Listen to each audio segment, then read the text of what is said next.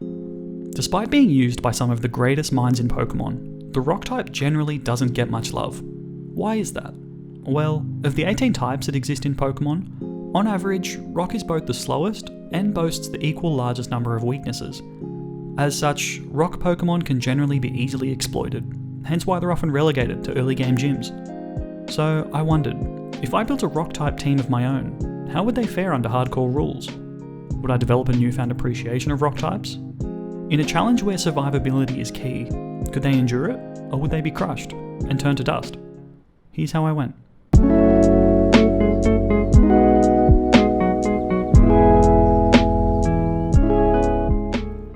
Before we start, let me quickly introduce you to my team for the challenge. Geodude, the poster child of early game gym fodder. Aaron, physically bulky, specially frail. Lily, nice typing, but not great until it evolves. Relicanth, only used when Hoenn Braille tells you to. Lunatone, levitates, plus neutral to fighting. And Aerodactyl, fast, strong, and neutral to grass. My challenge kicks off in Accumula Town, where we meet Team Plasma and quickly defeat the mysterious N. The trainers on Route 2 give us no trouble, as they mainly rely on physical attacks, which our highly defensive team can handle. I also take on our two rivals, Bianca and Sharon. I've made it so that our rivals have the grass and water starter respectively, just to increase the difficulty of the challenge. At this stage, their teams are pretty manageable. Although I had a close call with a critical hit from Sharon, we're able to defeat both rivals. I'm now in Striaton City, the location of the first gym. The gimmick of this gym is that there are 3 leaders, and you face the one that best matches up against your starter Pokemon. As a result, I'm taking on Cress, who uses water Pokemon. I brought Aerodactyl and Relicanth to the fight, however, Aerodactyl was able to easily solo Cress's Pokemon. A quick sweep gives me the first badge. By default, Aaron is relegated to learning Cut, and we then stopped Team Plasma, who were trying to steal some Dream Mist. I don't know what Dream Mist does, or what its street value is, but I'm definitely intrigued. On the next route, Sharon wants another rematch, but a lucky flinch from Bite sees me easily take him down. As a side note, rival battles happen all the time in this game, so I'll cover them sparingly. Team Plasma embarrass themselves once more, and I dominate some trainers before reaching Narkreen City. I grabbed a Miracle Seed from this trainer, which boosts the power of grass moves, and will be a handy tool for my Lilip. N wants to battle, and his Time Pole gives me a little bit of trouble, however, some switching sees Lunatone clean up his team. There isn't much else to do here, so it's time to take on the gym. The leader uses normal type Pokemon, which is a great matchup for us. I'm bringing Geodude and Aaron to this fight, as their high physical defenses and resistance to normal moves should give me the edge. I pivoted Aaron to reset Intimidate, used Iron Defense 3 times, and slowly chipped away at Lenora's Pokemon while she struggled to do any damage. It's an easy fight that gives me my second badge. After the battle, a museum heist takes place. In pursuit of the criminals, we head into the Pinwheel Forest, where a number of unworthy battles take place. I found the Grassy Knot TM though, so it was worth it. I taught the move to Lilip and Lunatone to give us some much needed coverage against water types. As is tradition, we corner the criminals, beat them into submission, and let them walk freely without giving chase. Justice is served. I then grabbed a Quick Claw and traversed the Sky Arrow Bridge, which leads me to Castelia City. This bustling city has quite a lot going on, and there are some valuable items that I don't want to miss. These include the Scope Lens, EXP Share, Rest TM, and the Eviolite. Team Plasma do their usual disappearing act, and it's now time for us to take on the third gym. The leader, Berg, uses Bug-type Pokemon. At the time, I didn't realise that Berg had 3 Pokemon, so I was at a disadvantage as I'd only brought Aaron and Aerodactyl. Aerodactyl was able to take Whirlipede down, and Aaron countered Dwebble nicely. Berg's final Pokemon is Leaveney, however, as it has a 4 times weakness to flying moves, Aerodactyl is able to quickly finish the job. 3 badges down. The route to the north has a permanent Sandstorm, which is great for my team, as Sand boosts the special defense of Rock-type Pokemon by 50%. Sharon wants a rematch, however, I'm confident in my team under the weather. However, this happened.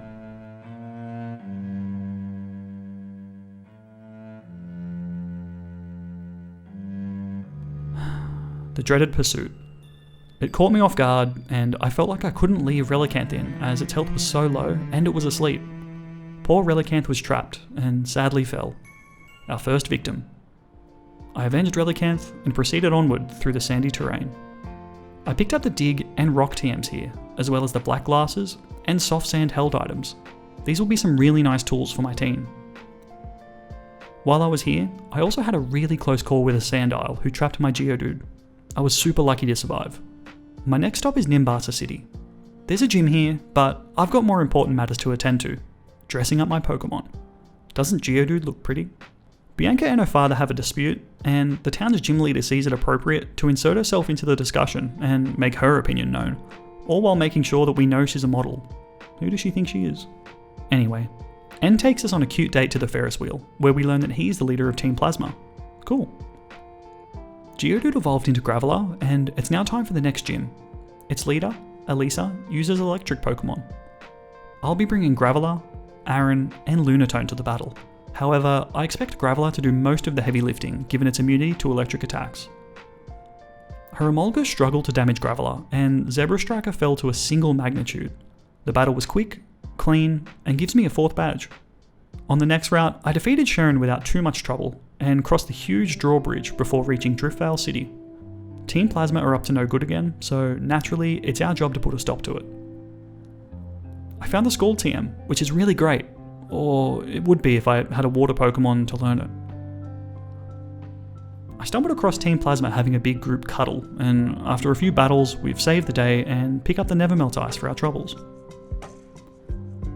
We're now clear to take on the gym. Clay uses Ground-type Pokemon, and his team is really threatening as Palpitoad and Excadrill can do some serious damage to my team.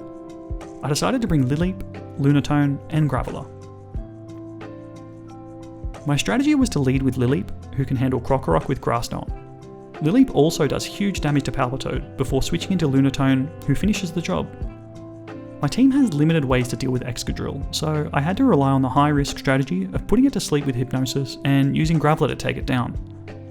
It didn't quite work out, as Excadrill woke up after 1 turn, but the AI used Hone Claws and Slash, which barely touched Graveler. This gave me enough time to finish Excadrill with Magnitude. We got a little lucky, but Clay was defeated, and I've now earned my 5th badge. On the next route, I was able to defeat Bianca without any trouble, and were awarded with the Fly HM. I taught this to Aerodactyl to further improve our coverage over grass and fighting types. With some help from Clay, we can now enter the Chargestone Cave, where we learn from N that Team Plasma are awaiting my arrival deeper in the cave. I picked up the Magnet and Bright Powder, and Aaron also evolved into Lairon, giving it a nice stat boost. After battling the 8,000 grunts in the cave, it was time for a rematch with N. His bulky Ferroseed was a pain to deal with, but I eventually took it down, along with the rest of N's team. With that taken care of, our path to Mistralton City is now clear. This town has the Move Tutor, Relearner, and Deleter, and I'm given a Sharp Beak which boosts the power of flying moves. There's a gym here, however, before we can challenge it, we need to find the leader atop the Celestial Tower. On the way, I ran into a trainer with this Simipour, which gave me quite a bit of trouble. However, luckily my Aerodactyl survived a hit and was able to finish it off. Phew. Aerodactyl also learned Crunch, which is quite timely, as the Celestial Tower is the home of many Psychic and Ghost Pokemon. Once atop the tower, I ring the bell and we're now clear to take on the next gym. The leader, Skylar, uses Flying-type Pokemon, which should be a good matchup for my team. However, her Swanna has a dual water typing, making her quite dangerous. I'm bringing Aerodactyl, Lunatone, and Graveler. The beginning of the fight goes to plan, as my Graveler is able to take down Swoobat in one shot. Next is Swanna, so I switched into Aerodactyl, who eats a Bubble Beam. My only option is to take Swanna out in one hit. However, I fell just short, and Swanna eliminated my Aerodactyl. After putting Swanna to sleep, I was able to sweep the remainder of her team with Graveler. I've obtained the 6th badge, but at a huge cost. Sorry, Aerodactyl. With only 4 Pokemon remaining, our team had lost some huge coverage, and the gaps in our armour were starting to appear. It didn't take long for our weaknesses to be exposed. A short time later, I took on Sharon. I no longer had an answer for his Duot. Lileep was okay, but it was yet to evolve and couldn't handle the offensive pressure of opponents, even with a type advantage. Duot dodged Hypnosis twice and proceeded to hunt the members of my team one by one. It was a humiliating defeat, and we'd hit rock bottom. But I knew we could bounce back, so I began my second attempt. I'd learned a lot from my last run, and was able to use that to my advantage this time around. For example, in the match with Sharon on the Sandy route, I was more conscious of his Lipard with Pursuit, and made sure not to be trapped by it. As such, I was able to keep all 6 Pokemon alive by the time that I reached Nimbasa City. Oh, and this time I played dress up with Lunatone, who sadly doesn't really have the face for glasses. Before long, I was back in Mistralton City, ready for a rematch with Skylar, but I was more prepared this time. See, I discovered that Aerodactyl learns a few interesting moves at level 1, the Elemental Fangs. With a few heart scales and a trip to the Mistralton move relearner, I'm able to add Thunderfang and Ice Fang to Aerodactyl's moveset. I then stormed Skylar's gym with a different trio of Graveler, Relicanth, and Aerodactyl. Things went much smoother this time. The beginning of the fight was identical to my last attempt. However, once Swanna came out, Aerodactyl was able to hit it with Thunderfang for 4 times damage, taking it down instantly. Graveler took care of her on Pheasant, and we'd once again gotten our 6th badge, but in a much cleaner fashion this time. My team was also much better equipped to deal with Sharon this time. 2 Thunderfangs from Aerodactyl were enough to take out his pesky Duop. The rest of the battle was clean, and we'd now made it past my previous run with my full team still intact. I was feeling better about this run, however, we were now in uncharted territory, so I needed to stay alert. Twist Mountain is a labyrinth of small caves. I found the substitute TM, but had some close calls along the way. It was here that I realised that trainers were getting tougher, and now had more tools to exploit the large weaknesses of my Rock-type Pokemon. Nevertheless, I pushed on, and sometime later I reached Icarus City. It's time for my next gym challenge. This gym specialises in ice Pokemon, so we should have a clear advantage. However, 3 of my Pokemon are weak to ice due to their secondary typings, so this gym won't be a pushover by any means. I decided to bring Lairon, Relicanth, and Graveler. I led with Lairon and quickly dispatched of the Ice Cream Cone with Ironhead. Then, against Beartick, this happened.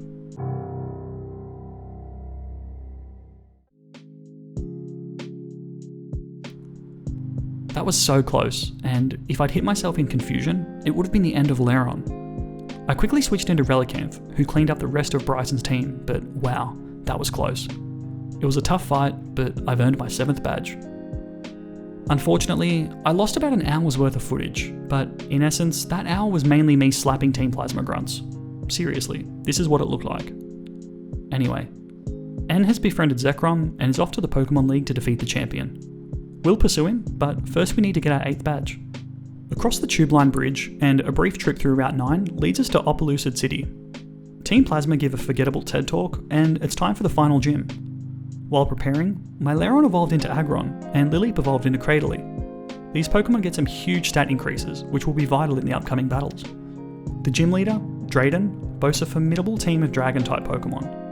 His ace, Haxorus, is particularly dangerous, as it has access to Dragon Dance to boost its stats, as well as Dragon Tail, which can force me to switch Pokemon and reset my stat buffs. As a result, I can't rely solely on Aggron maxing its physical bulk with Iron Defense to get me the win. This fight will be the hardest yet. I decided to bring Aerodactyl, Aggron, and Graveler. I led with Aerodactyl, who was able to drain both of Drayden's Hyper Potions, as well as take out his Fraxure with an Ice Fang and Crunch. It also did huge damage to Druddigon, before a Dragon Tail forced to switch into Aggron. Some luck with an Ironhead flinch allowed Aggron to remove Druddigon. Finally, it took 3 turns, but Haxorus also fell to Aggron's Ironhead. That fight could have been deadly, if any of Drayden's Pokemon had gotten rolling with Dragon Dance. However, we prevented that from happening, and are rewarded with the 8th and final gym badge. On our way to Victory Road, Sharon wants one final rematch. His team is more formidable now, and he has a fully evolved starter. However, I got lucky with a critical hit on Thunderfang, taking it out in one shot. After that, the remainder of his team was relatively easy to handle. I then headed through the badge check and into Victory Road. The trainers here have some tough Pokemon, so I try to avoid as many battles as possible to minimise the risks. Eventually I reached the top of the mountain. We'd made it to the Pokemon League. Our final challenge awaits, but I definitely wasn't ready yet and needed to prepare for what was to come. After my preparation was complete, here's how my team looked. Graveler sets up rocks and deals huge damage. Aggron, enormous defense and can stall with Dig and Toxic. Cradily, bulky special stall with grass coverage. Relicanth, bulky physical stall with water coverage. Lunatone, setter of screens and Sandstorm, and Aerodactyl, great coverage, very fast, and hits hard. My first fight was against Caitlyn, the Psychic type user. Her team is deadly, as she has decent coverage and uses only special attacks, a weakness of my team. My plan is to counter this by leading with Lunatone and setting up Light Screen, as well as Sandstorm. This gives me a huge special defense buff, and allows Aerodactyl to crunch her first 2 Pokemon. Cradley was able to stall out Gothitelle, and Aggron, with some help from Dig, was able to stall Mashana. 1 down. Next is Chantel, a user of Ghost Pokemon, who also predominantly uses special moves. My setup for this fight is the same as the last, however, I use Toxic on turn 2 to poison Cofagrigus. With Sand and Light Screen up, I switched into Aerodactyl, who can remove Cofagrigus with a single crunch thanks to the poison damage. Jellicent goes down in 1 crunch, as does Chandelure. Golurk eventually suffers the same fate. We were a little lucky, but it's a clean sweep. Our next fight is against the Fighting type user, Marshall. His team is dangerous, as he has a depth of Fighting, Rock, and Grass coverage, which serves as a huge threat to my team. I led with Lunatone, but gave it a Smooth Rock for this fight to extend the duration of Sandstorm. With Reflect and Sand up, I was able to switch into Aerodactyl, who could take down Throh with a single fly. His Sork is dangerous as it has Sturdy, however, thanks to the Sandstorm, he takes some chip damage while I'm in the air, and then goes down to a single fly. His final 2 Pokemon also suffer the same fate. The final Elite Four member is all that remains. Grimsley uses Dark Pokemon and has some dangerous coverage, however relies solely on physical attacks. This makes him the least threatening of the 4. I led with Aerodactyl, who quickly removed Scrafty before pivoting into Aggron, who walls B-Sharp. 2 digs are all that's required to take it down. Crocodile is dangerous, however Aerodactyl's immunity to ground moves gives me a free switch in before taking it down with Ice Fang. His last Pokemon is Liepard, who is walled by Graveler. With 2 Earthquakes, it goes down. We've now beaten the Elite Four and only the champion awaits, or so you might think. When we reach Alder, he's already been defeated by N. A huge castle emerges from the ground for whatever reason, setting the stage for the finale. Zekrom emerges. The tension rises and the music takes a heroic turn as Reshiram emerges from the Lightstone, determined to aid us in our quest. But I hit that coward with an Earthquake and sent it packing. Sadly, the game forces you to catch Reshiram, but I sent that disgusting non-rock Pokemon straight to the PC. It's our final battle with N. He leads with the legendary Zekrom. I lead with Aggron and use Dig once before pivoting into Lunatone, who sets up Reflect. This is where the fun begins. Graveler comes back out and uses Rock Polish twice and sets up Stealth Rock. I now outspeed Zekrom and finish it off with a single Earthquake. Karakusta is next. It's dangerous given its typing and sturdy ability, however, Stealth Rock nullifies its ability, and an Earthquake is enough to send it packing. Vanillux, Zoroark, Klinklang, and Archeops all suffer the same fate. That's right, Graveler just swept the champion. Gym fodder no more. It's a little too early to celebrate, however, as Geetsis emerges as the final boss of the challenge. We're unable to switch our team around between battles, so I'm forced to lead with Aggron against his Cofagrigus. I'm able to stall with Toxic and Dig before switching into Aerodactyl, who finishes the job.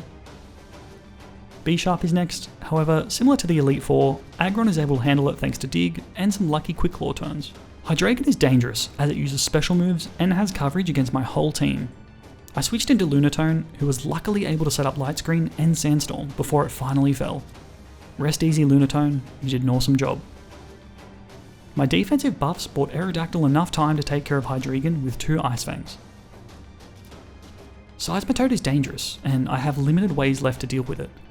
As such, I can't afford to switch, and sadly have to sacrifice our Aerodactyl.